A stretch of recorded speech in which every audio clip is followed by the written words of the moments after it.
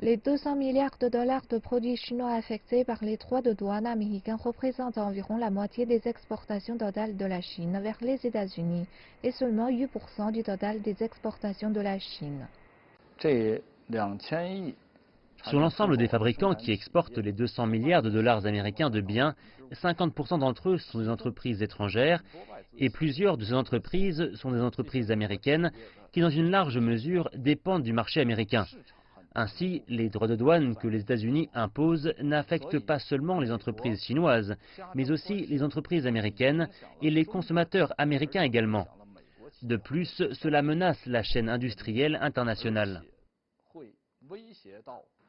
Wang Zhijun a aussi dit que l'action américaine concernant Huawei perturbera la division internationale existante de la spécialisation, freinant l'efficacité du marché et le développement sain du secteur.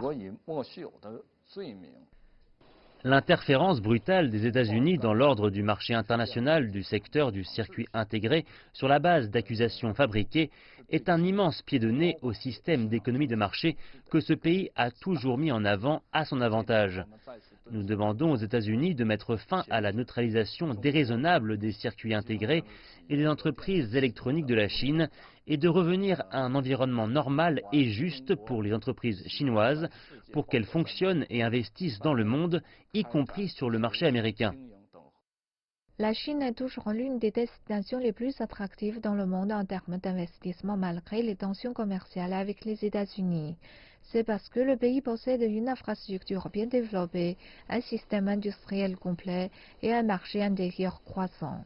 L'usage actuel des capitaux étrangers dans le secteur manufacturier a atteint un total de 94 milliards de yuans au cours des 4 premiers mois, soit une hausse de 11% par rapport à l'année dernière. Au cours des premiers mois de l'année, la valeur industrielle ajoutée des entreprises supérieures a enregistré une croissance de 6,2% année après année, soit l'équivalent de 2018, et c'est mieux que l'objectif annuel de croissance pour cette année.